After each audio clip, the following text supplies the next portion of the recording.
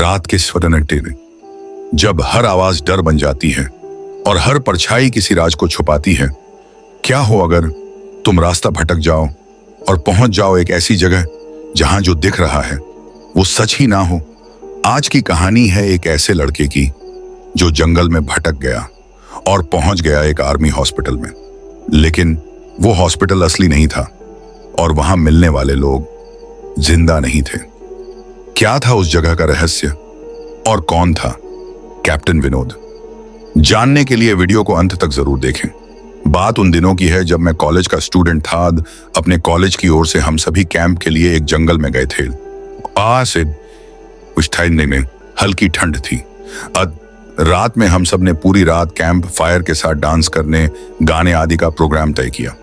मुझे और सभी साथियों को कैंप फायर के लिए लकड़ियां इकट्ठी करने का भार सौंपा गया। मैं निकला तो सबके साथ ही, लेकिन जंगल के प्राकृतिक सौंदर्य में भटकता हुआ अकेले बहुत दूर कहीं निकल गया। अचानक आसमान बादलों से भर गया और गरज के साथ बारिश होने लगी। बादलों के लगातार गरजने से मैं पेड़ के नीचे खड़दधा रहना मुनासिब न समझ आसपास किसी घर की तलाश में एक दिशा में भागने लगा। मुझे कुछ ही दूरी पर एक लाल ईंटों से बनी शानदार बिल्डिंग नजर आई। बिल्डिंग रोशनी से पूरी नहाई हुई थी और उसमें ढेर सारे लोग हैं, ऐसा दूर से ही लग रहा था। मैं तेजी से भागते हुए उस बिल्डिंग में जा घुसा और सामने से आती हुई एक खूबसूरत नर्स से टकराते बचाओ नर्स ने मुझे घूर कर देखते हुए कहा, मैंने बहुत अधिक भीग गए हो, सर्दी लग जाएगी। उधर बाईं ओर एक स्टोर रूम है, वहां जाकर जो भी मिले उससे कहना सिस्टर जूलिया ने दूसरे सूखे और साफ कपड़े मुझे देने को कहा है। आज ताला वह तुम्हें कपड़े दे देगा। मैं हक्का बक्का मुंह फादे सिस्टर जूलिया को देखता रहा। मुझे एकदम से यह समझ नहीं आया कि मैं क्या करूं। मेरी स्थिति देखकर सिस्टर जूलिया खिलखिलाकर हंस पड़ी और बोली, पहले तो तुम अपना मुंह बंद करो वरना मुंह में मच्छर घुस जाएंगे, और अब जाकर वीसा ही करो जैसा मैंने कहा है। मैं हल्के से हांडवा में सर हिला, सिस्टर की बताई दिशा में जाने को मुड़ गया। अब भी कुछ 6-10 कदम ही चला होऊंगा कि मेरे कंधे पर किसी ने हाथ रखा। मैं चौंक कर पीछे मुड़ा और अपने सामने आर्मी की वर्दी में एक युवक को खड़ा मुस्कुराता पाया और मेरे चेहरे पर आश्चर्य का बादल अपना घर बना चुका था, जिसे देखते ही उस युवक को हंसी आ गई। उसने धीमे किंतु दृढ़ स्वर में कहा, मैं कैप्टन विनोद हूं और यह हमारे देश की आर्मी का हॉस्पिटल है। कैप्टन विनोद की बातों ने मुझे आश्वस्त किया। मैं अब धीरे धीरे सामान्य हो गया और मैंने कैप्टन विनोद को सिस्टर जूलिया की कही बातें बताई। सुनकर कैप्टन विनोद के चेहरे पर रहस्यमयी मुस्कान फैल गई और वे बोले, तो सिस्टर जूलिया से भी मिल चुके? जी, क्या मतलब है आपका? कुछ नहीं, चलो मैं तुम्हें सूखे कपड़े देता हूं, चेंज कर लो, नहीं तो सच में सर्दी लग जाएगी। और मैं कैप्टन विनोद के पीछे एक बड़े से कमरे में पहुंच गया। कमरे के चारों ओर हरे रंग के पर्दे लगे हुए थे। एक और एक बड़ा सा बेड पड़ा हुआ था और उसके सामने एक सोफा था। बीच में एक टेबल था जिस पर 2 ग्लास, एक बड़ी ही बोतल ब्रांडी की और 1 या 2 पत्रिकाएं पड़ी हुई थीं। कमरे के एक कोने में एक बड़ी सी अलमारी थी जिसमें से कैप्टन विनोद ने एक आसमानी रंग का कुर्ता आबूशाती पायजामा निकालकर मुझे दिया और कमरे से लगे बाथरूम की ओर इशारा किया। मैं बाथरूम से कपड़े चेंज कर जैसे ही निकलने लगा, मेरी नजर बाथरूम की एक दीवार पर पीड़ी तरह और वह खून के छींटों से भारी हुई थी। यह देखकर मैं घबरा गया और जल्दी से बाहर निकलने को मुड़ा कि बाथरूम में लगे आईने में खुद को ही देखकर चौंक गया है। आईने में मेरा पूरा शरीर तो नजर आ रहा था, लेकिन मेरे शरीर पर से मेरा सर गैपन था। अब मुझे डर लगने लगा और मैं हड़बड़ाकर बाथरूम से निकल गया। मुझे इस तरह बाहर निकलते देख कैप्टन विनोद ने हंसकर पूछा, क्या हुआ? अरे हाँ, तुमने तो अब तक मुझे अपना नाम ही नहीं बताया। कहाँ जाओगे? बाहर बहुत तेज बारिश हो रही है, लेकिन तुम जाना क्यों चाहने लगे अचानक, ये मैं समझ नहीं पा रहा हूं।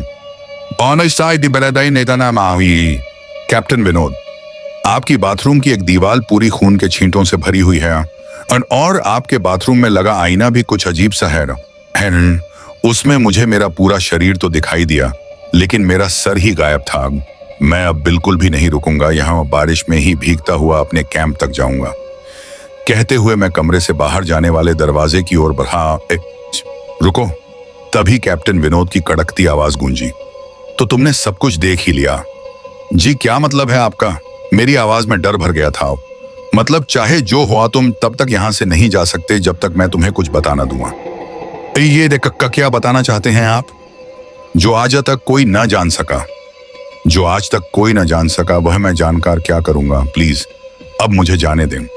मैं डर से रुआंसा हो गया। नहीं, बिल्कुल भी नहीं। और तुम्हें मुझसे डरने की भी कोई जरूरत नहीं है। सैनिक सबकी रक्षा के लिए होते हैं। मैं भी तुम्हारी सुरक्षा ही कर रहा हूं। कैप्टन विनोद के स्वर में कोमलता थी। आओ मेरे साथ इस सोफे पर बैठ जाओ, मैं तुम्हें एक कहानी सुनाता हूं। कहानी खत्म होते ही मैं तुम्हें तुम्हारे कैंप तक जीप से छोड़ आऊंगा। वैसे भी तुम अपने साथियों से काफी आगे निकल आए हो। अब वहां तक तुम अब चलते हुए शायद पहुंच ना पाओ। कैप्टन विनोद के स्वर में जाने कैसी आश्वस्ति थी। मैं जाकर उनके बगल में बैठ गया। कैप्टन विनोद ने कहना शुरू किया, दुश्मनों ने धोखे से हमारे अस्पताल को अपना निशाना बनाया। दुश्मन देश के 2 सैनिक हमारे सैनिक के वेश में एक हमारे ही घायल सैनिक को लेकर आया। वह घायल था और हमारे देश की सेना ने उसे बहुत ढूंढा लेकिन नहीं मिला था। अब शायद साजिश के तहत उसे घायल होते ही घुसपैठियों ने कहीं छुपा दिया था। अचानक अपने खोए सैनिक को अपने हॉस्पिटल में पाते सभी खुश हो गए और बिना अधिक पिड़ीडिस्ताल किए हॉस्पिटल के गेस्ट रूम में घायल को लेकर आने वाले छद्मवेशधारियों को ठहरने की इजाजत दे दी गई। अब भी उस सैनिक का इलाज चल ही रहा था कि जोरों का ब्लास्ट हुआ और पूरा हॉस्पिटल एक पल में खंडहर में तब्दील हो गया। लेकिन हॉस्पिटल तो अपनी शानदार स्थिति में खड़ा है। मेरी बातों को अनसुना कर कैप्टन विनोद ने अपनी बात जारी रखी। कोई नहीं बचा उस ब्लास्ट में, न दीवार पर पेड़ी ही, खून के छींटे भी उसी ब्लास्ट में मारे गए हॉस्पिटल के कर्मचारियों के हैं ना। हाँ, पर यह हॉस्पिटल तो मुझे खंडहर नहीं दिखता। जवाब में कैप्टन विनोद के चेहरे पर रहस्य भरी मुस्कान फैल गई और उनका चेहरा अजीब से भावों से भर गया। मैं उनके चेहरे को देखकर अंदर से दहल गया। फिर भी मैंने हिम्मत कर पूछा, आप उस ब्लास्ट में भाग कैसे गए? सुनते ही कैप्टन विनोद ठाका लगाकर हंस पड़े और मुझ पर एक भरपूर नजर डालते हुए कहा, यह कहानी आज से मात्र 10 वर्ष पहले की है और मैं तो आज से 50 वर्ष पहले मर चुका हूं। इसके आगे उन्होंने क्या कहा मुझे कुछ नहीं मालूम हो। चेहरे पर गीलेपन का एहसास जब काफी हुआ तो मैं जैसे नींद से जागा आ रहा। मुझे घेरे हुए मेरे सभी सहपाठी और टीचर खड़े थे। मेरे आंख खोलते ही मेरे सर ने कहा, थैंक गॉड तुम्हें होश आ गया। तो क्या मैं बेहोश था? हाँ, तुम जंगल में जाने कहां भटक गए थे। जब सभी लौट आए और तुम नहीं आए तो हम सभी मिलकर तुम्हें ढूंढने निकले। काफी दूर जाने के बाद हमने एक जीप आती दिखाई दी जिसमें एक आर्मी मैन तुम्हें पीछे की सीट पर सुलाए हुए हमारे कैंप को ढूंढते हुए आ रहे थे। उन्होंने हम सबको भी अपनी जीप पर बिठाया और कैंप तक छोड़ धाए। हमने उन्हें काफी रोकने की कोशिश की लेकिन वे यह कहते हुए चले गए, अभी नहीं रुक सकता, एक जरूरी काम है। जब हमने तुम्हारे बेहोश जाने और उन तक तुम्हारे पहुंचने के बारे में पूछा तो बोले, भाई सोमेश ही बताएगा और जो भी बताएगा वह सब अक्षरश सच होगा। और सबकी उत्सुक निगाहें अपनी ओर लगी देख मैंने धीमे स्वर में पूछा, प्लस क्या उनका नाम कैप्टन विनोद था? सर ने हाँ कुनिन में सर हिलाया। मैंने सबको उधर चलने को कहा जिधर से सबने जीप आती देखी थी। पहले तो सर तैयार नहीं हुए लेकिन मेरे बहुत कहने पर वे राजी हो गया। सुबह होते ही हम उधर की ओर गए। मैं उस जगह पर पहुंचकर गहरे आश्चर्य में डूब गया। वहां एक अधजला खंडहर था जिसके एक टूटे पत्थर पर लिखा था आर्मी हॉस्पिटल आ। तो दोस्तों, क्या सच में वो सिर्फ एक सपना था या फिर कुछ ऐसा जो हमारी समझ से परे है?